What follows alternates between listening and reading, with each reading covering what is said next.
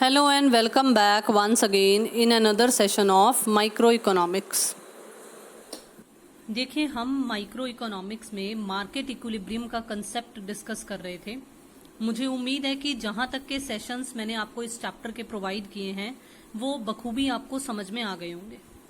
देखिए, हम ये डिस्कस कर रहे थे कि क्या इफेक्ट होता है इक्विलिब्रियम प्राइस पर अगर दोनों में डिमांड और सप्लाई में बदलाव आते हैं तो। और मैंने आपको ये छोटा सा कंसेप्ट समझाया था कि जो चेंज है वो इंक्रीज और डिक्रीज दो के पॉइंट ऑफ व्यू से हो सकता है। और मैंने आपको इंक्रीज की ये तीनों कंसेप्ट्स बता दी थी कुछ इस तरह से कि जब हम from the point of view of increase बात करें, अगर डिमांड में ज्यादा इंक्रीज है तो क्योंकि डिमांड के साथ इक्विलिब्रियम प्राइस डायरेक्टली रिलेटेड है तो इसलिए वो बढ़ जाता है। अगर दोनों में एक समान बदलाव आए तो न्यूट्रल इफेक्ट रहता है, इक्विलिब्रियम प्राइस पर कोई फर्क नहीं पड़ता है। देन अगर सप्लाई में ज्यादा चेंज आए, ज्यादा इंक्रीज हो एज कंपेयर्ड टू डिमांड, तो उस केस में क्योंकि सप्लाई के साथ इक्विलिब्रियम प्राइस इनवर्सली रिलेटेड होता है तो इसलिए वो कम हो जाता है। यहां तक का कंसेप्ट हमने डिस्कस कर लिया था। तो देखिए, आज हम डिस्कस करते हैं डिक्रीज के पॉइंट ऑफ व्यू से। वैसे तो मैंने आपको हिंट दिया था कि डायग्राम्स वही रहेंगी, सिर्फ हमने एरोज उल्टे कर देने हैं।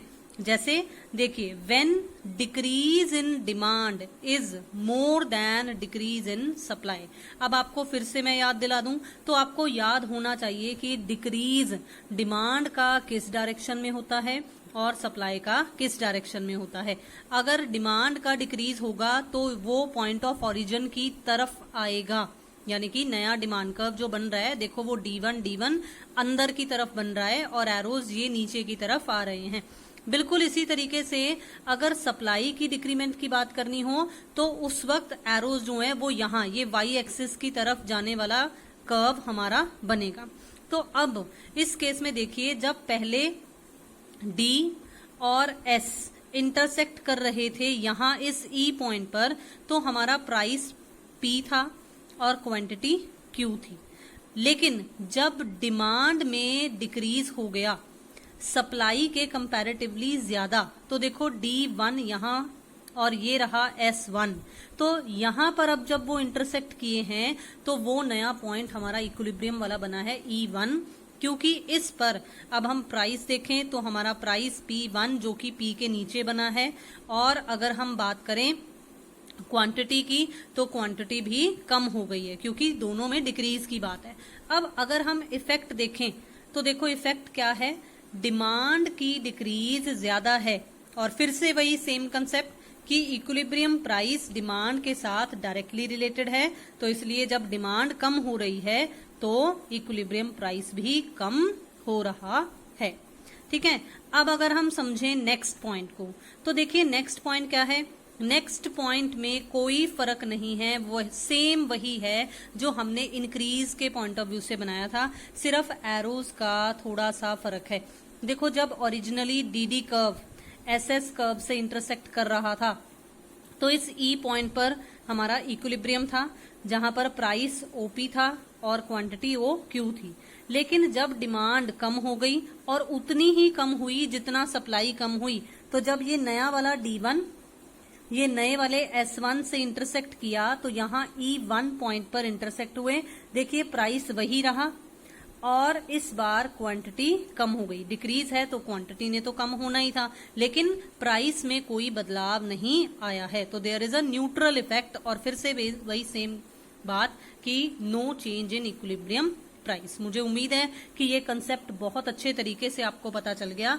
चलिए आइए अब थर्ड कंसेप्ट भी इसका देख लेते हैं जिसमें सप्लाई में ज्यादा डिक्रीमेंट आती है। सेम है, सब कुछ वही सेम है, बस ये डिक्रीज के पॉइंट ऑफ व्यू से है। एक बार फिर से वही बात, सिर्फ एरोज अलग करने हैं। तो देखो, डिक्रीज इन डिमांड कम है, डिक्रीज इन सप्लाई ये जो SS कर्व S1 कर्व बन रहा है उसमें ज्यादा का गैप है। तो अब क्योंकि इफ सप्लाई का इफेक्ट ज्यादा है, डिक्रीज हो इन सप्लाई का इफेक्ट ज्यादा है और इक्विलिब्रियम प्राइस इनवर्सली रिलेटेड है सप्लाई के साथ, तो इसलिए क्या होगा, जब सप्लाई कम होगी तो इक्विलिब्रियम प्राइस बढ़ जाएगा। तो देखिए बिल्कुल यही चीज हमें हमारी डायग्राम से प्रेजेंट हो रही है कि जो प्राइस पहले P पर था अब वो ऊपर की तरफ P1 की तरफ शिफ्ट हो गया है, और क्योंकि डिक्रीज है तो इसलिए क्वांटिटी तो डिक्रीज होनी ही होनी है। तो मुझे उम्मीद है कि ये साइमल्टेनियस चेंज वाले सारे के सारे कंसेप्ट्स आपको बहुत ही अच्छे तरीके से समझ में आ गए। Once again I would like to repeat कि आपने ये जरूर एक्सप्लेन करनी है डायग्राम्स कि क्या आपने वो वाई एक्सिस पर लिया है, क्या वो एक्स एक्सिस पर लिया है, ये सब कुछ आपने बहुत अच्छे तरीके से एक्सप्लेन करना है। ये क्रक्स है जो मैंने यहाँ साइड में लिखे हुए हैं। अब हम बात करते हैं एक और इम्पॉर्टेंट कंसेप्ट की, क्योंकि कई बार शॉर्ट में ये चीजें आ जाती होती हैं। मार्केट प्राइस क्या होता है, सब नॉर्मल प्राइस क्या होता है, नॉर्मल प्राइस क्या होता है। तो देखते हैं कि हमारे पास ये क्या कंसेप्ट बता रखा है। देखो ये टॉपिक है इक्विलिब्रियम प्राइस एज पर या इन डिफरेंट टाइम पीरियड। आपको आपकी बुक में equilibrium price and time element या time element and equilibrium price ऐसा नाम दिया हुआ होगा। इस टॉपिक की हेडिंग कुछ इस तरह से दी हुई होगी, लेकिन अगर हम इसे और बेटर तरीके से एक्सप्लेन करें तो अलग अलग टाइम पीरियड्स में, अलग अलग समय अवधियों में इक्विलिब्रियम प्राइस किस किस तरह का होता है वो हमें यहाँ पर बता रखा है इस टॉपिक में। अब देखो आपको टाइम पीरियड बहुत बार बताया गया है। एक तो वेरी शॉर्ट पीरियड जिसे हम हिंदी में अति अल्पकाल बोलते हैं, एक शॉर्ट पीरियड होता है जिसे अल्पकाल बोला जाता है, और एक लॉन्ग पीरियड होता है जिसे दीर्घकाल बोला जाता है। अब अगर मैं एक बार आपको हिंट दूं तो जो वेरी शॉर्ट पीरियड होता है उसमें जो प्रिवेल करता है वो मार्केट प्राइस होता है। शॉर्ट पीरियड में जो इक्विलिब्रियम प्राइस प्रिवेल करता है उसे सब नॉर्मल प्राइस बोला जाता है, और जो लॉन्ग पीरियड होता है उसमें जो प्राइस प्रिवेल करता है उसे नॉर्मल प्राइस बोला जाता है। तो ये हल्का सा हिंट मैंने आपको बता दिया। चलो आइए अब इन डिटेल स्टडी करते हैं कि क्यों वेरी शॉर्ट पीरियड वाले को मार्केट प्राइस, क्यों शॉर्ट पीरियड वाले को सब नॉर्मल एंड लॉन्ग पीरियड वाले को नॉर्मल प्राइस बोला जाता है। तो पहले हल्की सी इंट्रोडक्शन देखते हैं टाइम पीरियड के अकॉर्डिंगली। देखिए equilibrium price is determined by the forces of demand and supply. ये मैंने आपको पहले भी बताया था कि मार्केट में डिमांड और सप्लाई के जो फोर्सेज होते हैं वो जहां इंटरसेक्ट होते हैं, जो हमने डिटर्मिनेशन के टाइम सीखा था कि ये डिमांड कर्व, ये सप्लाई कर्व, ये जहां इंटरसेक्ट होंगे वो हमारा इक्विलिब्रियम प्राइस होगा।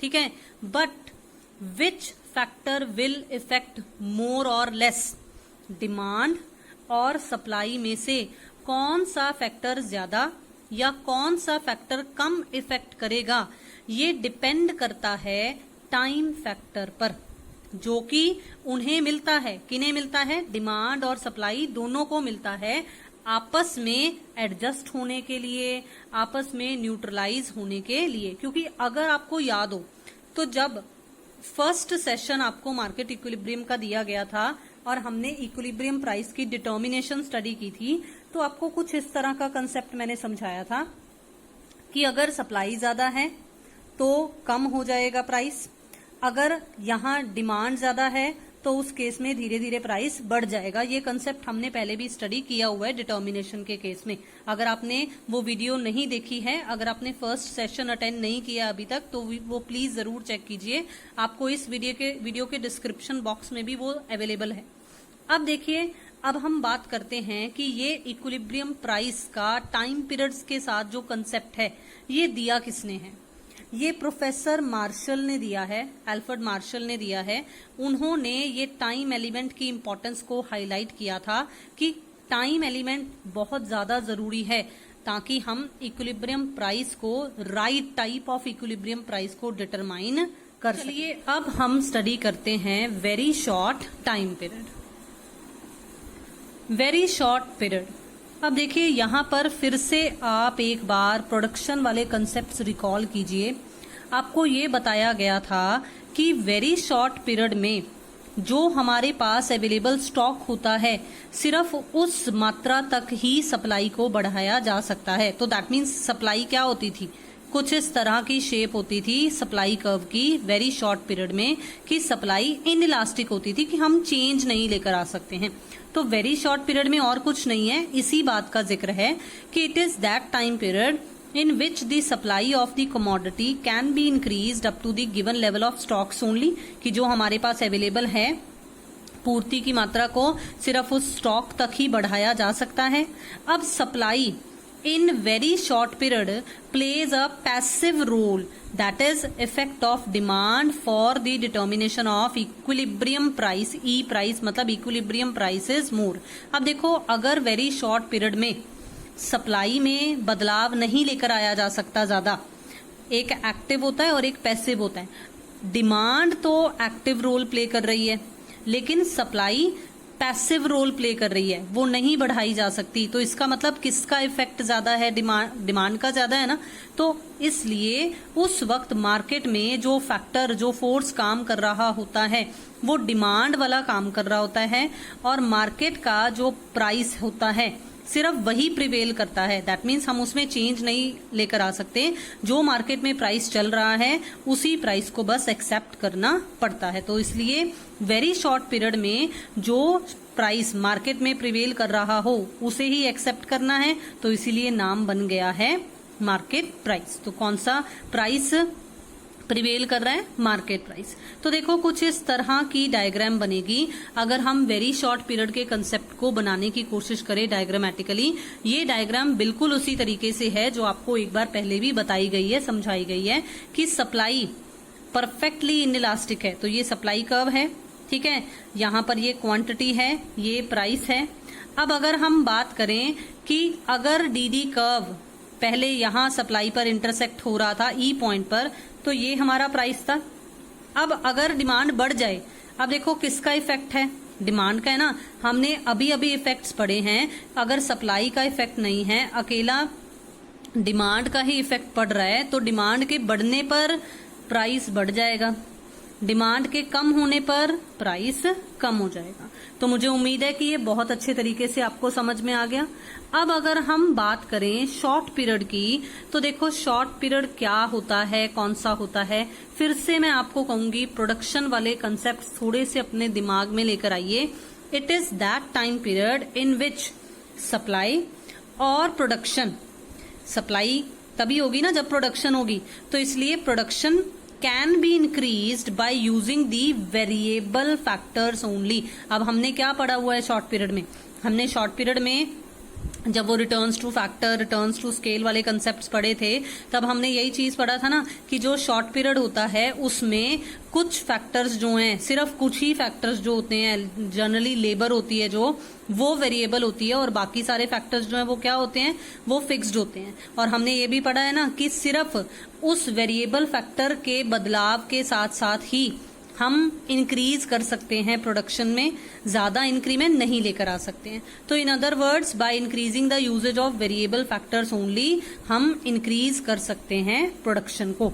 अब supply in short period becomes active as compare to very short period. Very short period में तो वो पैसिव थी बिल्कुल, लेकिन इसमें एक्टिव हो जाती है।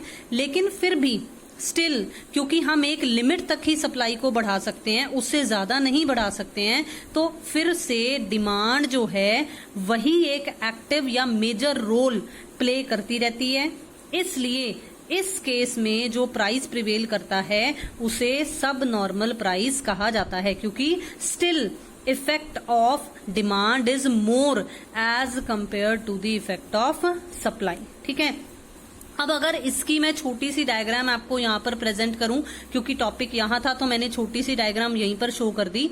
देखो सप्लाई इस बार इनइलास्टिक नहीं है, तो सप्लाई कर्व, जैसा सप्लाई कर्व की शेप होती है वैसा ही मैंने ड्रॉ किया है, लेकिन इसमें ज्यादा चेंज नहीं लेकर आ सकते हैं। हम थोड़ा बहुत ही चेंज लेकर आ सकते हैं, ज्यादा इंक्रीज डिक्रीज नहीं किया जा सकता है। तो इसलिए जब डिमांड कर्व इंटरसेक्ट कर रही थी, डीडी कर्व था, तो यहाँ इक्विलिब्रियम पॉइंट था। जब डिमांड बढ़ गई तो देखो, क्योंकि डिमांड का इफेक्ट ज्यादा है एज कंपेयर टू सप्लाई अभी भी, तो इसलिए प्राइस देखो बढ़ रहा है, P1 पर शिफ्ट हो गया P से। क्वांटिटी में भी फर्क पड़ा है। क्यों? क्योंकि सप्लाई को हम वेरिएबल फैक्टर्स का इस्तेमाल कर कर बढ़ा सकते हैं, तो इसलिए क्वांटिटी भी ये Q1 पर शिफ्ट हो रही है। अगर हम दूसरी साइड पर बात करें, अगर ये डिक्रीज हो जाती है तो क्या होगा? अगर ये डिक्रीज हो जाता है यानी कि ये D2 पर अगर शिफ्ट हो जाता है तो उस केस में ये देखो क्वांटिटी Q2 पर शिफ्ट हो जाएगी और आपका प्राइस P2 पर आ जाएगा। तो इस तरह का कंसेप्ट भी आपको पहले भी एक डायग्राम के थ्रू प्रेजेंट किया गया है। अब हम बात करते हैं लॉन्ग पीरियड की। अब देखो लॉन्ग पीरियड, ये दीर्घ काल समय की वो अवधि है या वो टाइम पीरियड है जिसमें हम सप्लाई को प्योरली चेंज कर सकते हैं as per the changes in the demand. क्यों? Because all the factors are variable. ये मैंने लिखा नहीं है, लेकिन आपको ये चीज पता होनी चाहिए क्योंकि हमने प्रोडक्शन में ये कंसेप्ट किया हुआ है। क्योंकि सारे फैक्टर्स परिवर्तनशील हो जाते हैं, वेरिएबल हो जाते हैं, तो इसलिए हम सप्लाई को एज पर डिमांड चेंज कर सकते हैं। Both the factors are equally active. अब इस केस में कोई पैसिव नहीं है या कोई कम रोल प्ले नहीं कर रहा, दोनों के दोनों ही इक्वली एक्टिव रोल प्ले कर रहे हैं। और जब दोनों इक्वली एक्टिव रोल प्ले कर रहे हो, दोनों में इक्वली चेंज आ सकता है, तो हमने अभी अभी साइमल्टेनियस चेंज वाले कंसेप्ट पढ़े हैं ना, जिसमें दोनों में बराबर का इंक्रीज और बराबर का डिक्रीज वाला कंसेप्ट होता था। तो क्या होता था? क्या इक्विलिब्रियम प्राइस में कोई चेंज था?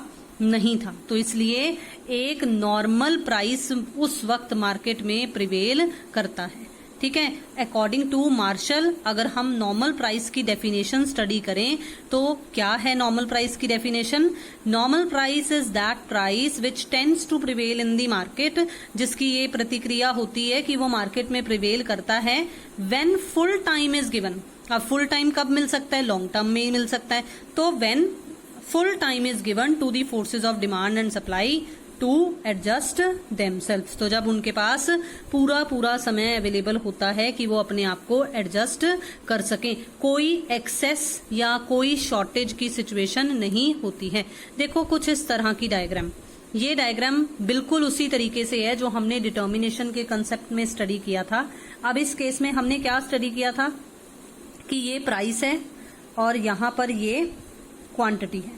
अगर हम इन पॉइंट्स की बात करते हैं, इन पॉइंट्स पर सप्लाई तो इतनी है लेकिन डिमांड ज्यादा है, तो दैट मीन्स यहां पर क्या है? यहां पर शॉर्टेज है ना, या एक्सेस डिमांड है। तो उस केस में क्या होगा? जब डिमांड का इफेक्ट ज्यादा होगा सप्लाई के मुकाबले तो प्राइस क्या हो जाएगा? प्राइस बढ़ जाएगा। तो इसलिए देखो मैंने एरो ऊपर की तरफ लगाया है। ठीक है, बिल्कुल इसी तरीके से अगर हम इन पॉइंट्स पर बात